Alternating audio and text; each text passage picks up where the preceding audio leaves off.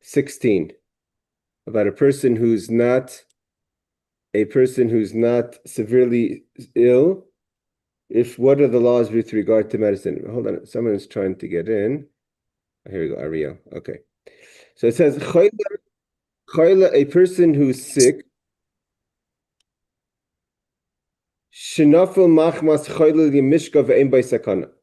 means you're confined to your bed, but you're not critical. Again, the fundamental question over here is with regard to healing. Healing on Shabbos is not allowed. Why? Because medicines were made in a way that would typically violate the Shabbos. Yes, Aaron. You're on mute.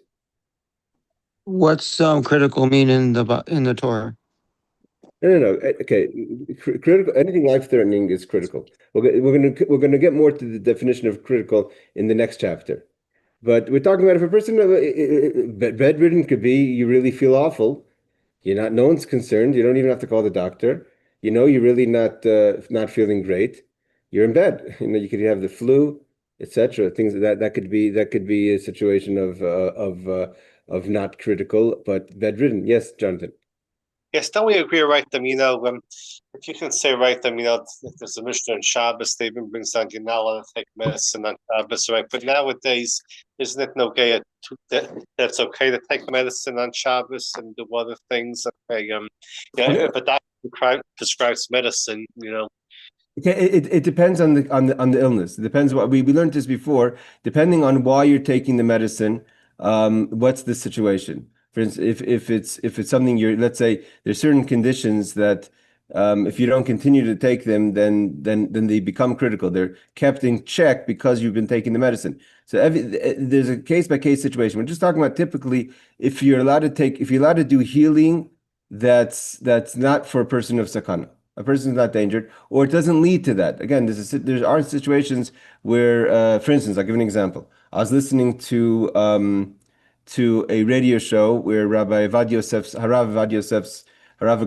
Yosef's son has a radio show where he teaches halacha online here in Israel, in Eretz Yisrael. And so he takes questions, I think, sometimes. Usually he just gives a 2-minute thing. Someone called him up and asked him that this person needed a breathing machine for when they sleep. Because otherwise they could lose their breath while they're sleeping, could be dangerous. So he was trying to get the rabbi to tell him that he can't use it on Shabbos. He wanted that the rabbi should tell him that he cannot use it on Shabbos. He wanted the rabbi to be strict with him and say, no, it's not necessary because he says he could really sleep without it. And the Rabbi Yosef was like, I'm not going to tell you that. Absolutely not. You have to take it. Even though it just keeps you, it's keeping you breathing. I mean, at that moment, it's just a concern, but he wasn't even going to listen for a second to this person's, so to say, I don't know why the person wanted to be strict. Some people like to be strict on themselves, that he shouldn't use the machine, even though it was using electricity on Shabbos, and you had to set, I don't know the details of the machine, what have you. But the point is that if there's certain things that you're not critical, but if you don't have them, it could turn critical. So that maintaining a healthy situation is also allowed on Shabbos. Here we're just talking about, in general, a person who's not in sakana. You could be in bed and you're not in the sakana. It's not dangerous. And we all feel like that all the time. There's many times a person, for instance, today there's a big argument about allergies. Is allergies a good enough reason not to come to work because you have a bad case of a bad attack of allergies? Anyone who experiences allergies, and I had allergies from a child, will know that, especially in different seasons, allergies could really, really disable your ability or your will to be functional. You really feel horrible. Are you in danger of something? Some people it could get dangerous in certain scenarios where it could affect your breathing, etc. But in general, most people, it's just a bad case of where it feels like a flu. So you could want to go to bed. And today, when we were younger, it wasn't recognized as an excuse not to go to school or to work. Today, it's getting a lot more respect than it used to. Either way. The person is confined to their bed because of their illness, but they're not in a situation of sakana. It's not critical. Another situation, which is similar, kind of the same idea, you have an ailment which causes the entire body to feel pain. Again, but you're not in a critical situation. kinafel mishkav dami. Even if you're walking around, you feel like you're bedridden. You should be bedridden, let's say, right? We all feel, again, this is like when you're feeling, it's basically like feeling the flu, where you could be walking around taking care of your kids. You would love to be in bed. So oimrim. What's the law in such a situation? So the Kitzur says, then oimrim le'ena Yehudi lases le'refuah levasher b'shvilai. If you need some sort of medicine, again, you have to remember this. Today, it's a little different when Tylenol is bought over the counter and Advil. It's all the medicines are available. We don't typically make medicines, although you could still go to the pharmacy and say, should we be prepared for you or not? But over here, we're talking about in a situation where the medicine has to actually be prepared. You could tell a non-Jew to prepare for you the medicine that would relieve you of this condition. We're not talking about, again, a critical, where you could feel better, right? You would feel better and not be bedridden or be more functional, etc. Let's say you need to eat. Hold on, I have the chats over here.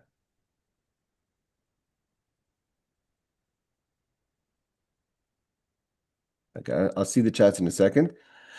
Or to cook for you if you need to eat. Because that today it's okay for a non-Jew to cook for you in this situation. Okay, hold on a second. Let's see the footnotes. Footnote number 3, we have 32, 33, and 34. Okay, first 33 is just as the reference, and we had the reference and the reference. Okay.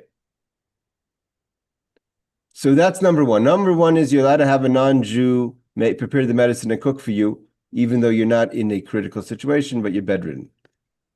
So this is a non-Jew doing it for you. Obviously, a Jew cannot do it in this situation. And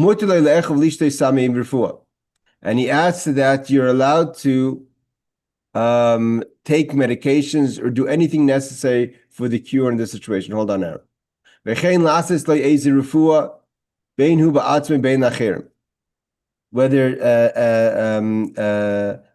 So he says you may also take medications, do anything necessary for this cure, whether by himself or through someone else. But you're not doing anything that's violating the law. You can't even do rabbinic. But if there's a rabbinic prohibition that would help you relieve your situation, then then you have to use a Gentile. So the condition really 16 and 17 go together.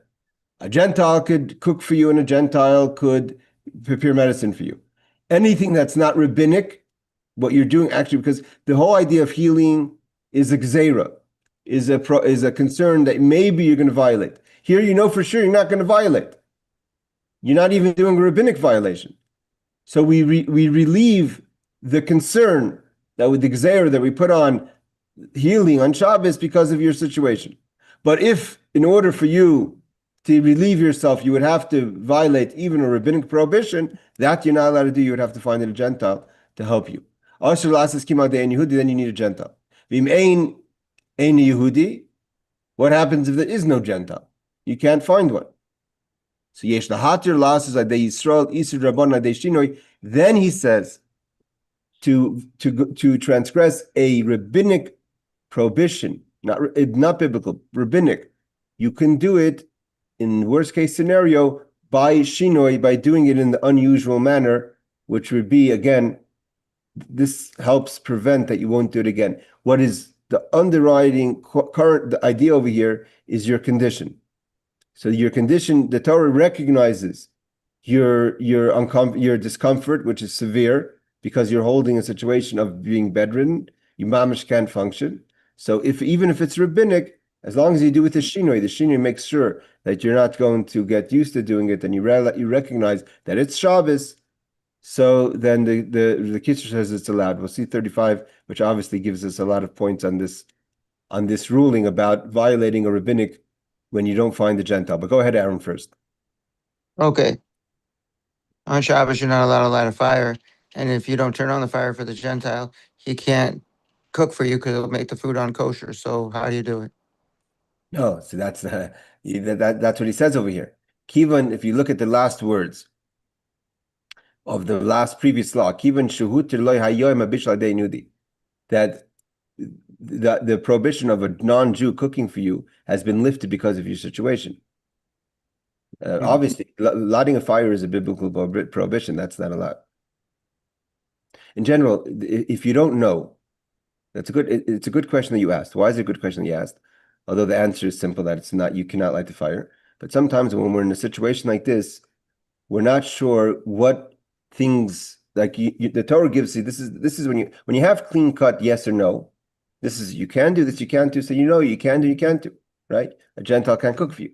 But when the Torah is saying your condition allows for certain leniencies because of your condition, so then you're not sure what comes first and what comes second. Like your question, you don't want a Gentile to cook for you, so you're going to turn on the fire. But turning on the fire is biblical. It's a deraisa.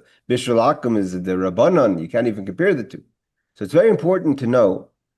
The rule of thumb is, if you have a question and you don't have a rabbi to ask, and you're in a situation, stop for a second and try to understand what is a more severe law and what is a less severe law. We always go with the less prohibition over the severe. So like in your question, of course, there would never be a place for you to light a fire, which is a biblical prohibition on Shabbos, which is chayv kares. That's punishable by death, versus bishul akum, which is obviously much more lenient. Always go with the lenient when you're in doubt. That makes sense, Aaron? Yeah, so let me just see if I got this.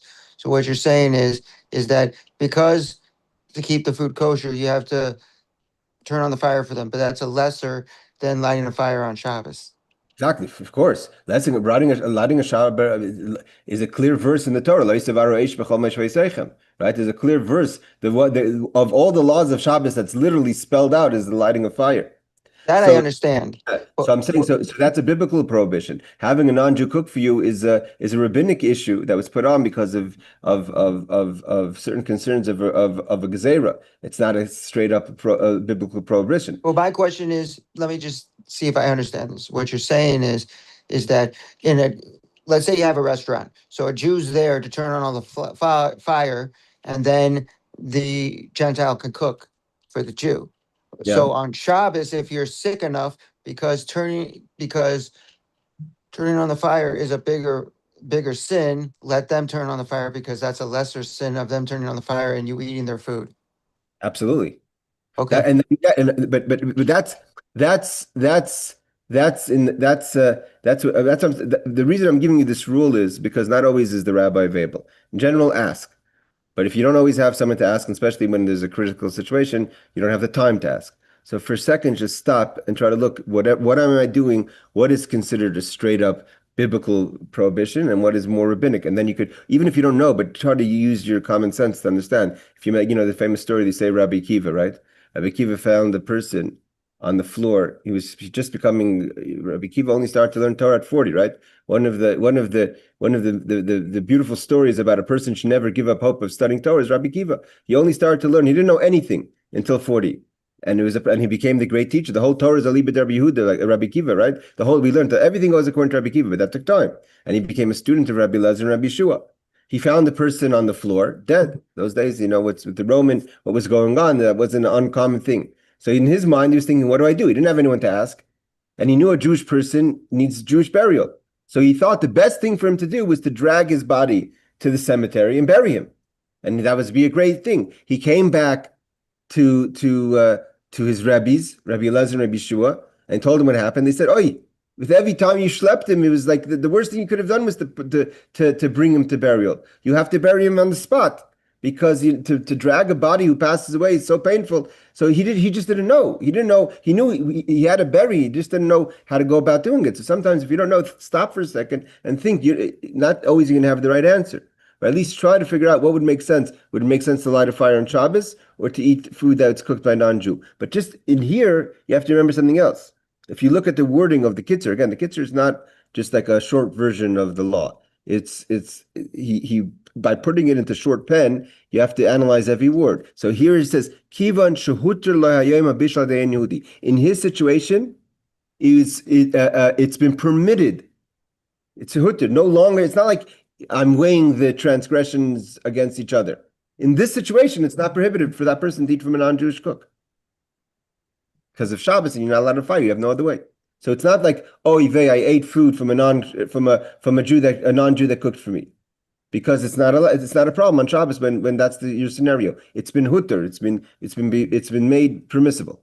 Okay, but here we have a bigger question, which is the Kitzur's psak that if you can't find a Gentile, you're allowed to do a rabbinic violation you're allowed to transgress a rabbinical prohibition in order to prepare for yourself through a shinui, through doing it in an unusual manner. So let's see what others have to say about this ruling. Other poskim prefer a Jew doing a dirabanan in an altered manner rather than a non-Jew doing it in the usual way.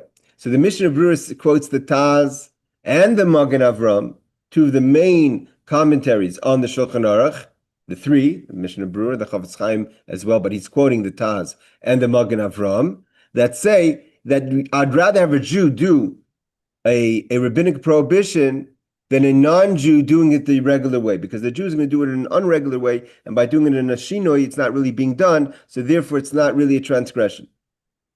But that's not the ruling of the Kitzur. The Kitzur says first try to find a Gentile. Some go as far to permit a Jew to do a de'iraisa. This is a chiddush, a biblical prohibition in an altered manner for a sick person. Then it doesn't finish off saying then having a Gentile. Who does he quote? He quotes the Shulchan Aruch Harav, which is the Alter Rebbe, and we're going to learn in the next chapter when the situation becomes more critical. Obviously, it's the famous story. The Alter Rebbe went and cooked on Yom Kippur for a woman. He himself cut the wood and cooked because she needed to be fed. So that's old Da'iraisa. So either the Alter Rebbe says it's that it's permitted for a Jew to do a Da'iraisa in an altered manner for a sick person. He quotes it in Shulchan Aruch Harav 328:19. The Iglei Tal and the Tehillah David all hold as follows: where danger of a loss of a limb is involved, i.e., loss of a limb but not loss of life, one may rely on this opinion. So says Reb Shlomo Zalman Auerbach Zatzal. Again, this is a little out of my depth as far as the information goes, because he's basically saying that the Alter Rebbe, that the Reb Shlomo Zalman Auerbach is either limiting what the Alter Rebbe says or explaining. I have to see the wording, because if the Alter Rebbe Shulchan Aruch says you're allowed to do daraisa, daraisa for in an unusual manner for a person who's sick, I wouldn't limit that. But here he says where danger of loss of limb involved, Rav Shlomo Zalman Auerbach says you could go according to that opinion. All right, the Mishnah Berurah 328:85 implies that a derabanan is in an altered manner may be done even for one who is only slightly ill. Okay, so we see there's many opinions about, and not always do we have. Again, first of all, like I said in the ruling a few times before, when in doubt, especially if it's a situation of life and death, like is there a fire? It's happened more than once where fires break out and a person doesn't know what to do on Shabbos and runs to the rabbi. In the meantime, obviously the fire is not waiting for you to get the psak, right? The fire is not going to sit there waiting for you to come back and say, should you spill water on it or not spill water on it? The fire does its thing and starts burning. And there's more that could cause a loss of life. When in doubt, just if you even have a suffix, a doubt of a doubt where someone's life, again, not property, but someone's life is in danger, and smoking inhalation, etc., is considered that as well, just put out the fire. Don't be so frum. But here, the Reb Shlomo Zalman Auerbach, which is he was the posek of, passed away, I think, in the early 90s, his paskins that if even if a loss of limb, you could use the psak of the Alter Rebbe to be even over da'iraisa in a way of shinui. I don't know if the Alter Rebbe gives that limitation, so we go according to the Alter Rebbe. I'm not sure why the Chabad.org would put that down. Okay, that's Jonathan. You had a question? Yes, I wonder if one had on Shabbos Yom Tov, right? They came down with 100 fever, let's say, right? They couldn't take Tylenol or an aspirin, right? They should just sweat and burn, and just suffer and not enjoy Shabbos and Yom Tov. Are you allowed to take an aspirin or a Tylenol for a high fever or Yeah. So, fever and stuff, yes, you're allowed to take. We'll learn that, and it's gonna be addressed in the next chapter. I think it's the next chapter, next chapter. We're gonna read about that in the next chapter. That fever is also something that should be addressed, and you could take a Tylenol or Advil for that. Okay, now like this. For all those who are pro or against vaccines, here we go. Roife ein Yehudi shu matzmiach markiv aba boys. I don't know if anyone else is familiar that today there's an outbreak. I mean, some of us have children, some of us don't, but either way, there's been an outbreak of smallpox, right? In the smallpox and measles. So even in the times of the Kitzur Shulchan Aruch, they already developed a vaccine for it. So what it seems like what happened was it doesn't have like today where you have, you go to your doctor and set up a pre-appointment to be vaccinate your children, but the doctor would travel from city to city. What happens if the doctor shows up to do the vaccination on Shabbos?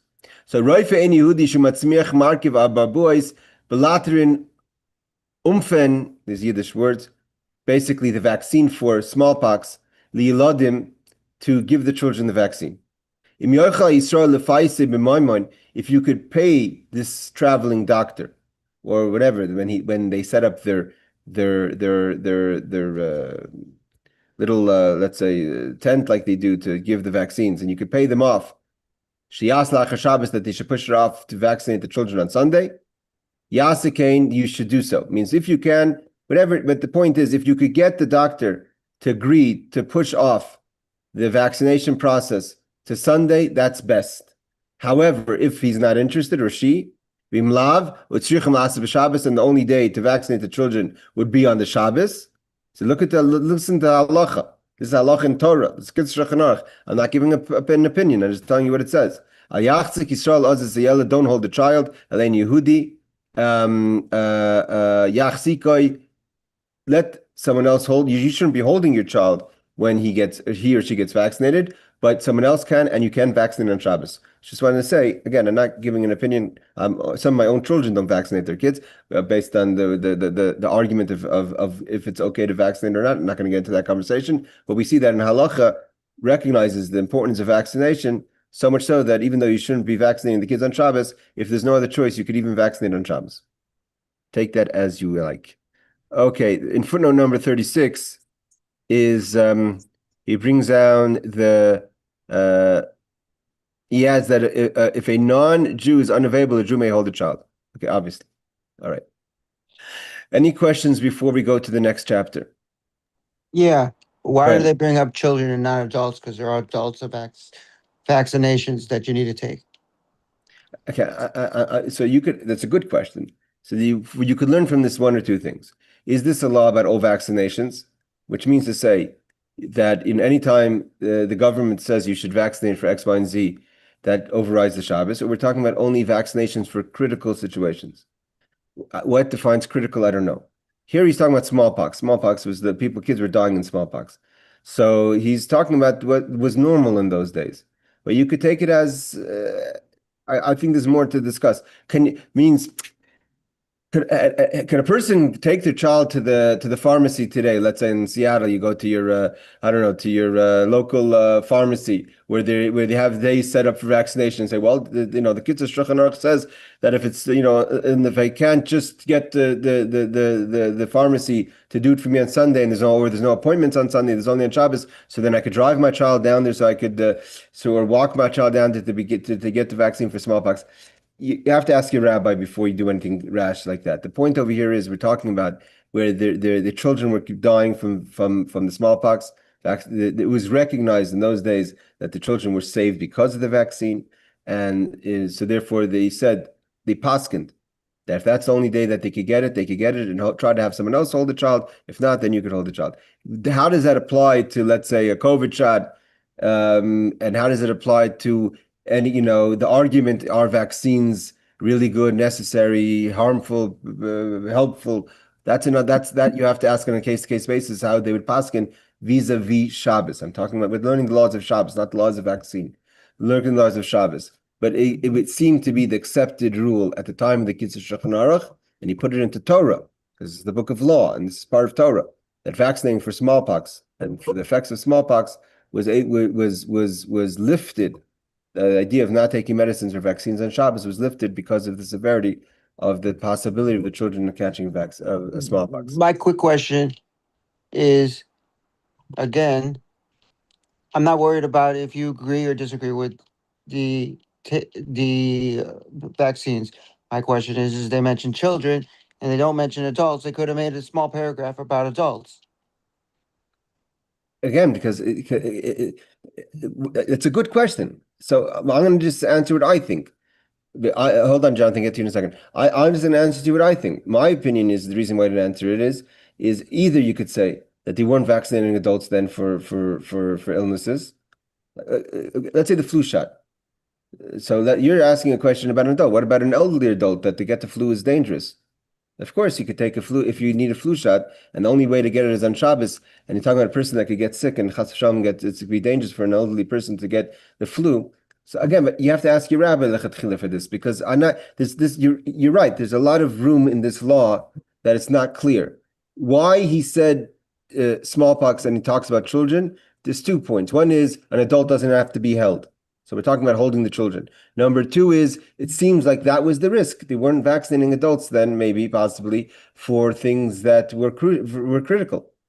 That's what I could answer. Do you want to get deeper? That is there anywhere to say over here that if there was something that was critical for adults like children, and it was clear that the vaccine was the way to heal it, that you couldn't take it on Shabbos, I would think you could apply it to the adults also. If you ask. Yes, Jonathan. Yes, right. If you have a stuffed nose or a running nose or a sore throat, all right, I'll tell you off the cuffs, it would be very hard to enjoy on Shabbos and everything. So you can say, well, for a stuffed nose, all right, it's no big deal and everything. Don't take medicine for it. Don't take any treatment for it, and just have a lousy Shabbos or Yom Tov. Okay, I hear what you keep on asking, which is Oneg Shabbos versus taking medicine. So Oneg Shabbos, as important as it is not enough of a reason. We're not looking at Oneg Shabbos. We're looking at the misery you're in, a person would be in for being bedridden. That's the criteria, not Oneg Shabbos. Oh, yeah. Well, the stuff those, all right. Don't feel too comfortable. All right, it's very uncomfortable. Okay, I hear what you're saying. So the question is, if that would be considered bedridden, what happened over here? Hold on. Do you not see me? Do you hear me? I see me. Aaron, do you hear me? Yeah, you're perfect. Can't get any better. I hear you, Rabbi. Okay, I'm not sure what's going on over here. Looks like there's something on this. Hold on. There's nothing stopping you. You are perfect. Hold on a second. Let me see what's going on. I think I pushed something on the settings here. Didn't change anything on my iPad. All right. Hold on. Maybe learn the halachas of Shabbos, right, and learn how to make a tea, okay, without being over on Bishul. Hold on 1 second, guys. I'm gonna have to unshare it and share it again. 1 second. Let's see if this helps it. Wait, you're on the wrong page? No, I'm not seeing myself on the screen. Well, we see you. You look fine. Me? Okay. If you see me, that's all that counts. All right, let's go. And now we're gonna go into the next laws. The laws are laws pertaining to the critically ill, right? So we were learning until now the people that were not critically ill. So now we're talking about the critically ill. And laws of forced transgressions, meaning to say what's forced transgressions? Forced transgressions means you're being forced to transgress on Shabbos. Okay. Let's see. So let's see how this applies to Shabbos. Okay. So it says like this. The chuya hi Shabbos eitzos chanas nefashos. Number 1 rule is like this. Shabbos gets suspended when there's any question of loss of life. Kamoi shar kol mitzvah Shabbat, and this applies not just to the laws of Shabbos, but this applies to the laws of anything of Torah. That if there's a question of loss of life, therefore loss of life comes first. We'll see the basis of all this. Lachein, therefore, chayle sheish beisakana, Who Adam kosher. If you have a person who's sick and their life is in danger, and he is, and so I want to see how he uses the word in English, not so good. An observant person. Let's put that as let's put a pin on that criteria for a second. Even if this person will sometimes do a transgression in general, not talking about Shabbos, but in general, for because of temptation, not because you're angry at God.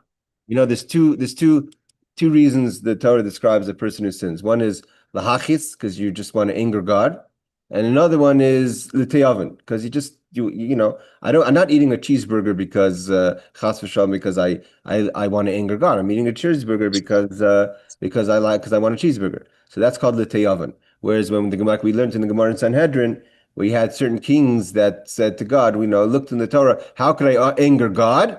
And by angering God, so now I have now I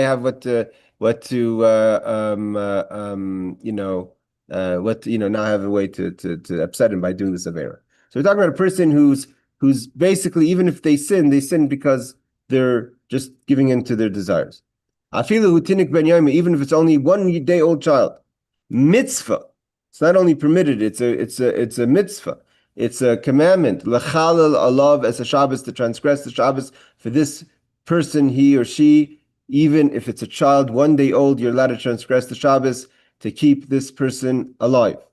What happens if the sick person says, no, don't transgress the Shabbos for me? We don't ask. We even enforce it. Because, again, like the rabbi who's giving that class says, the person wanted a psak that he should be allowed, he shouldn't have to sleep with the breathing machine at night. The rabbi wouldn't hear of it. He goes even more than that. It's a great sin to be strict on yourself, to not violate the Shabbos in a case where your life is in danger. So there's no like, wow, you're so religious. Lies chassid ben shaita, to be what we would call a chassid, an idiot of a chassid. Why a chassid and an idiot? Because that's a foolish choice to try to think that you're being a more religious Jew by not violating the Shabbos, even though your life is in danger. So the reason we're using such harsh language is to emphasize the point to not behave this way. Because, like I said, like this person who wanted the breathing machine to be turned off on Shabbos, where if he wouldn't breathe properly, he could chas v'shalom die. And so the person thinks that they're being a pious person and not to be healed by something that's prohibited. And he quotes the verse about such a person, that God says that your blood that you would survive on, I'm going to demand accounting for. And you're going to have to explain why you wouldn't have violated the Torah, because it's not just applicable to Shabbos, right? If someone says that you could live if you eat, it was interesting. I went to a pharmacy over here down the street from here, and there was a medicine, and on the medicine it said that there was an extract of swine, of pig. So the pharmacist himself was a Gentile, was an Arab Gentile. And they also do, I point out Arab because they also don't eat pig. And he said to me, listen, this is the medicine. This is what the pharmacist told me. Because the Rabbanut means the rabbis of Israel, means the Bezdin of Israel, have ruled that you're allowed to take it. Because you need the medicine. And even though there's an extract of swine, it's not a problem. But he says, between me and you, do you want to take pig?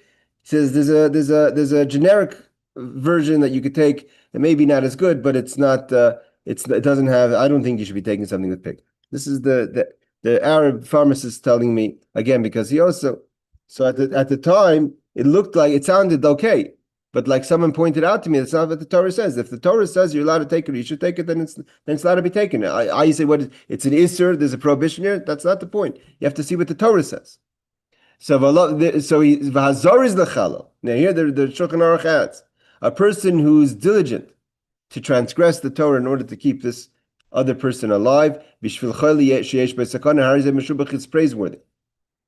Again, the story that the Alter Rebbe went and cut trees and made a soup, a fire and made a soup for this woman that just gave birth because he could have. Why did they asked him, why did you do it? Why didn't you send someone else to do it? You're the Rebbe. You're the rabbi has to be the one to cut the wood and make it. He says, what do you mean? Of course, it's a mitzvah begadol. It's a mitzvah to do it. So the mitzvah has to be done by the greater the person, the greater the opportunity to show that this is a mitzvah.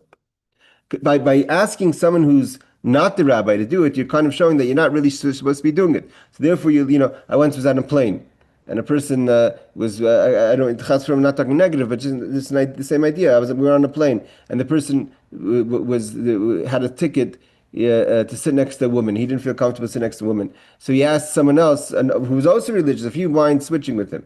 If it's not okay, why is it okay for you and why is it okay for him? Whatever. So that's the whole point. By saying this person can do it, that person can't be doing it, means it's wrong. But by the Alter Rebbe going and cutting the wood himself, he showed there's a mitzvah to do it because he's saving someone's life. Here the Kitzur says, when it comes to someone's life, we're not talking about comfort, or like we paskin the according to Reb Shlomo Zalman Auerbach, where someone's limb is in question. We're here talking about someone's life. Even if you have a Gentile, a Jew should do it. And if anyone transgresses, therefore, of course, I know Aaron and Barbara, you're in the medical field. This is by being out there, you're pashat saving lives. It's a mitzvah. So I feel yesh en Yehudi and if a person transgresses the Shabbos for a person whose life is endangered, he gives an example that even if you've done it, you've transgressed, and it turned out that you weren't needed. He's going to give an example. So you shouldn't feel bad. Oh yeah, I transgressed the Shabbos at the end, they didn't need me. No, because at the time you didn't know that they didn't need you. So that's still, you still have, not only is it praiseworthy, you have reward for it. Gives an example. Let's say the doctor says, the sick person needs a dry fig. And so everyone has to go get figs, but he only needs one, or she only needs one. So 9 people ran, pulled off a fig from the tree, which is a transgression of Shabbos, to do that. But it only needs one. Now there's 9. So you could say that 8 people did an avera by mistake? No. Every single person that pulled off the fig for the sake of saving that person has sachar, has reward from Hashem. Even if the person already became healed by eating the first fig, and now by the time you showed up, it could even be by the time you even found the fig and pulled it off the tree, he was already better, or she was already better. It's not the point. You went with intention to help someone that was in a critical situation. Again, this applies to. That's why in the laws of medicine, at the end of the day, we're very lenient. It's just before we were talking about cases where a person just was uncomfortable. This applies to any situation of a life-threatening situation.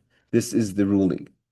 And again, the ruling is, you don't have to even think for a second, maybe someone else is going to get there before me, and maybe I shouldn't be doing it. That's not the calculation we have to make.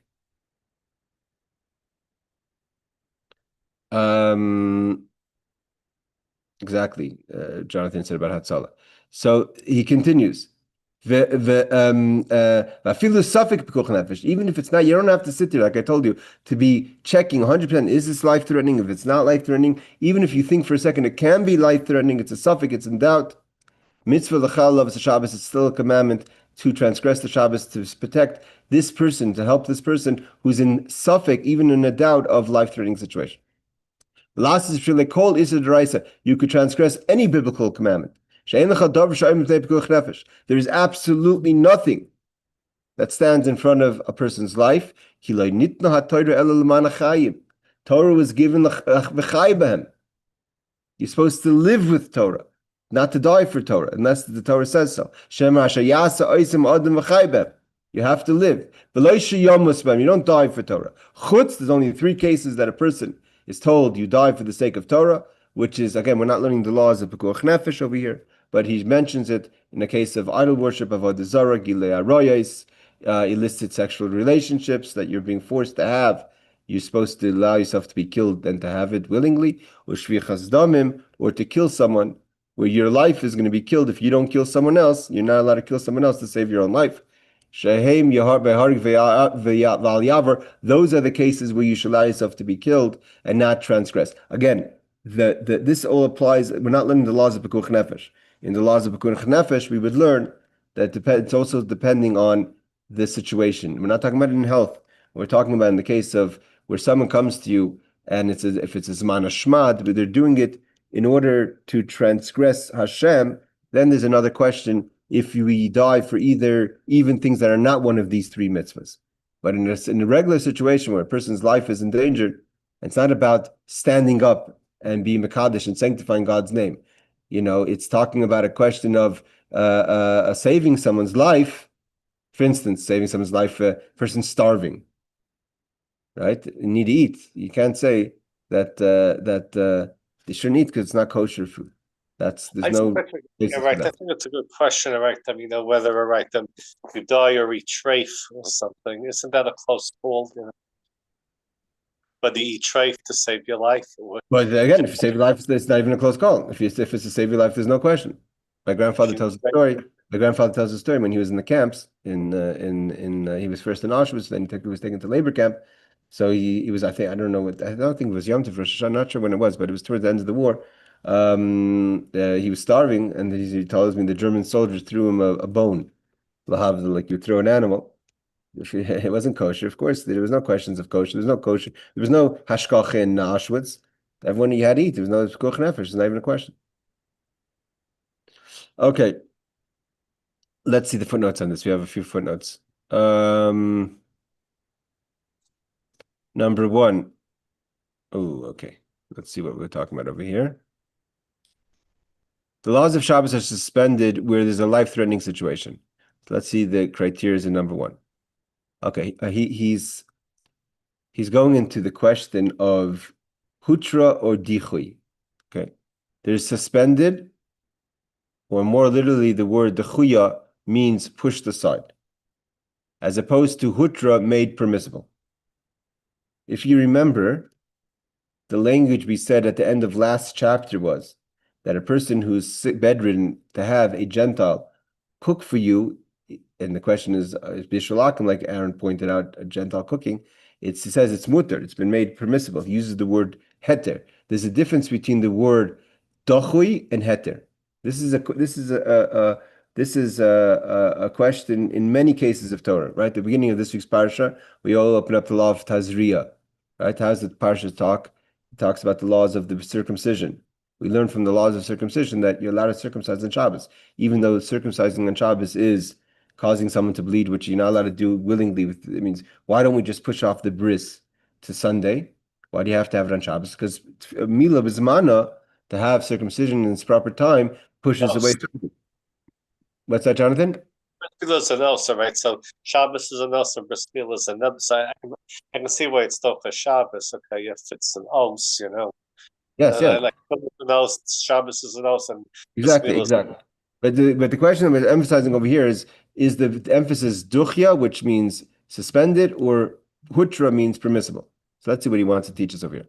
Suspended, more literally, the word duchya means pushed aside, as opposed to hutra, made permissible. There's a great controversy among the poskim as to the attitude we take in permitting the transgressions of Shabbos to save a life, whether it is duchya or hutra. Means, is Shabbos still there, but the life overrides the situation, and therefore it's pushed aside, or if it's hutra, it's made permissible. Shulchan Aruch 328:13, and this author maintain that it is duchya, and therefore, if a method can possibly be found to minimize the transgressions, such as a malacha with a shinoi, in other words, in an unusual manner, that is the preferable way. Meaning to say, if the Alter Rebbe and the Kitzur says it's duchya, so it means if it's pushed aside, you always have to be conscious that it's being pushed aside. So can I do it in a way that's less violating the Shabbos? Then I should. If I could do a shinoi, do a shinoi. If I could do it in a way that's not regular, do it in a way that's not regular. If it's become permissible, then I don't even have to think that way. There's no Shabbos here. The Tzemach Tzedek and the Tashbat Magen Avram You have to check this. I'm not. This Tzemach Tzedek is again the grandson of the Alter Rebbe, right? So we're talking about the grandson of the Alter Rebbe. The Alter Rebbe says is Duchya from the Lashon Shulchan Aruch. The Tzemach Tzedek, which is his grandson, and the Tashbitz and the Magen Avram hold Hutra, meaning say there's no need to seek ways to minimize the transgression. There is no Shabbos in this situation. Doesn't mean you could have a cigarette or turn on your television because you're anyways helping someone. Some people think that it's not like Jonathan was saying. The Hatzalah person doesn't mean that just because you're violating the Shabbos for things that are not Is it doesn't mean that you possible? could just hold on, Jonathan. Doesn't mean you could just do everything else. But in the healing itself, do you have to consider to try to find a way to minimize the transgression? Hold on, let's just finish the footnote, and then we'll get to Rebecca, and then we'll get to Jonathan. The Chelkas Yaakov writes, another authority, that where a definite danger exists, means it's not even like it's mamish clear, this person's life is in danger, you shouldn't even be thinking about easier ways to less transgress the Shabbos. It's hustra, but where there's a doubt, it's a suffix as whether the situation is life-threatening, then it's the chuya. So the Chelkas Yaakov kind of bridges it together and says that in a case where it's clearly a case of life and death, then Shabbos is pushed. It's hutter. It's permissible. If it's a question, well, then it's the chuya. Again, this is a shaila in Torah in general. Whenever, for instance, shatnez. Shatnez means we're not allowed to mix clothing that have linen and wool. All the Kohanim's clothing had linen and wool. So what's the reason? So there's a machlekes between the Rambam and the Ravid. If it's hutra, dechuya means once because it's the Beis Hamikdash, does the Beis Hamikdash override it, or in the Beis Hamikdash there is no such law? That is a question throughout Torah about when we're allowed to do something. Is it dechuya or hutra? Is it pushed aside? Meaning, if it's pushed aside, means it's still there, but there's a stronger force that we have to focus on. Therefore, if we could do it in a lesser of a transgression, we consider that. Or if it's hutra, there is nothing to be considered because it's not. So it's this laws of Shabbos, let's say, doesn't apply in this case. Yes, Rebecca, you're on mute. So like a Hatzalah guy who takes someone to the hospital on Shabbos, like how is he allowed to like drive and do malacha to then get himself back home on Shabbos? Okay, first of all, you have to know something. I don't want to get into the laws of Hatzalah because laws of Hatzalah are very. You have to be a good rav for that, and I'm not. I So read the book. what? I read the book on that subject. Hold on, Aaron. So, for instance, in London, there's a special rav that's the rav of Hatzalah. In general, the rule is that in these situations, you wouldn't be able to continue doing your job if every time you take someone to the hospital, Oh you have yeah, to. right. Also, I heard once that people wouldn't do this job if they had to stay in the hospital in order to like if they couldn't go back home, then they wouldn't That's do what this job. that's what I'm saying. So I'll just it, say what it said yeah. simply. If you're saving a life, do it as you normally would on the way there. But once you saved a life, you have to drive home safely. But when you put the key in the ignition, you do it in an unusual way. When you do certain things, but when it comes to driving home, don't make it more dangerous because you want to do it in an unusual way. But be safe. And for what she said, they had to make these rulings so that people would go back because they even need the bus for the next patient. Yeah. So I'm saying again, this is the question of hutra techuya, which means if you're taking, let's say, the Tzemach Tzedek's opinion, which is he's what we call the achron. So we usually when you have the rule of thumb is if you have a reliable posek who's seen everyone else and gives a ruling, we go with that person because he's seen everything else, all the arguments, and still came to the conclusion. So we go with that. If the Tzemach Tzedek says it's hutra, hold on, John. Jonathan, hold on. If we're saying it's hutra, so then kind of we The just book I used was Hatzalah's Shabbat book, the rules of Hatzalah during Shabbat. okay. Yeah, excellent. Yes, Jonathan. Yeah, Rebecca and Aaron stole my thunder. Yes, I meant to say, is it correct them to rush to the scene on Shabbos, but wrong or right them to right back home? Say that again.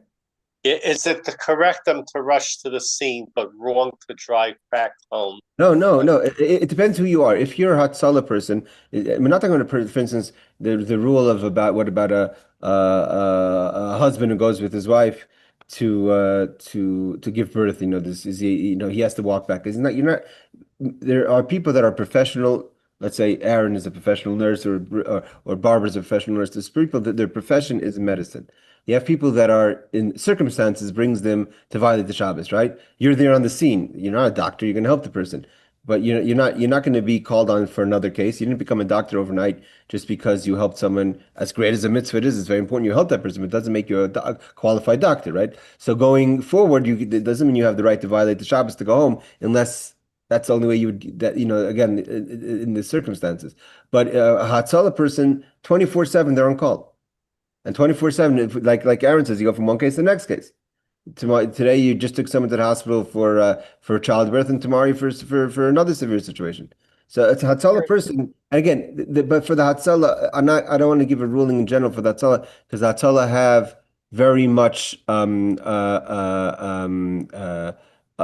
they have each Hatzalah has their poisik, the Rav, who gives them the guidelines and the rules and updates them of the different technologies and different things of how they deal with. So they have a special, there's a special person usually that's dedicated to each Hatzalah locally to give the psak. And so I'm not just going to try to dabble in that. That's out of my league. What about a doctor who has a psak that he can be on call on Shabbos to save people's lives? Of course. They do. He's allowed to go home after? Yeah, again, so yeah, again, I think the doctor, I think if that's your profession, it's like kind of the laws of Hatzalah. Okay. Again, I don't want to pass in offhand, but 'cause again, he's like Aaron says, there's a special book on it, and there's a special psakim on this.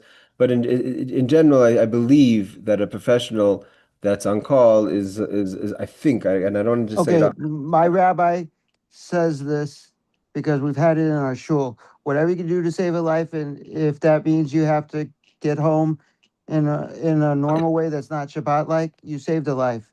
So you did a bigger mitzvah than Shabbos. Okay, yeah, but the question is, it's all, like I said, it depends if you're the professional or not. If you just the circumstances brought you into that situation. Yes, Barbara. I was just gonna say, well, for doctors though, they do have a sleep room. So if they needed to stay at the hospital and it's Shabbos, they wouldn't have to go home because they would have a place to sleep. Yeah, Yeah, but but a doctor who has a family might not want to spend his Shabbos sleeping, just hanging out in the hospital room. He probably wants to spend Shabbos with his family after he helped the patient. So I agree with Rebecca. I think again, I have to check the laws of this is more for professionals with different versus regular person. But I think Rebecca is right that anything that would prevent the person from taking a call because of the consequences and you're a professional, because if you're a person on the scene, you're on the scene. Well, you're talking about like, I'm turning my phone off because if I take the call, then I have to be stuck in the sleep room. I don't want to do that. Okay, so let me just say this. So a lot of family members, and my daughter's going to go into pre-med. So when you do your residency, some people try to get the one that respects the Jew and not make him work on Shabbos. But sometimes you have to spend those hours in Shabbos. And so there's a whole, you work with your rabbi and they work the whole thing out to make it kosher. Yeah, but also if you go to Einstein, Montefiore in the Bronx, they have Shomer Shabbos residencies. Right. So give me luck that my daughter will get in there. Yeah, I hope she does. What does that mean? Well, a lot of doctors are Jewish anyway, some even religious. But listen, also a lot of them it's like they live on the same campus where the hospital is, so they can, if necessary, I guess they can just walk home. They live right near the hospital. But I think somehow like I think they get non-Jews to take the rotations that are on Shabbos. I think that's how they do it. Listen, I want to say something. When the war broke out in on Shabbos Zachar, right? It was 8 o'clock in the morning, Jerusalem time. We got our first alarm. So the system that they have over here, I'll finish off with this. We'll have to kind of go back to the footnotes. Barbara, if you can remember, I think we're holding footnote number 2. So the alarms went off on about 8:30 in the morning on Shabbos. Nothing happened. The alarms were because to let people know that something is possibly going to happen. Now, the alarm system they have over here is if there's an attack from Iran, you don't have to be signed up for any program. Any phone will get an alert, whether you're signed up or not. Israel has your number, whether you're an American number or a Chinese number or an Israeli number. If you have a phone in Israel, you're going to get an alarm. That's just the way it works. How the technology of it's not my understanding. But what happened was that same Shabbos in the morning, many people came to shul with phones in their pocket. I know rabbis came to shul with the phones in the pocket. Again, these are questions, and until today, if you're going to be in shul, you'll hear all of a sudden people's phones buzzing. Shomer Shabbos people's phones buzzing. Does that mean because they have to get the alert and run home? Because if you don't have the phone, then your only way of knowing if incoming rocket will be when the alarm goes on, and then it's seconds until you have to get home. If you have a phone and you have an alarm, you get at least 5, 10, 15 minutes sometimes, so you can make it. And that's you have an emergency. So there's all kind of it's not so simple. I'm not, God forbid, I don't think, if anyone feels the need to go to shul with the phone, so they should have, if you just want to be the one who knows the information, it's not going to make a difference. You have to really ask yourself if you should be carrying a phone. All right, everyone, let's pick this up next week. Laila Tov, and have a wonderful Shabbos. Thank you. Thank you, Rabbi. Thank you.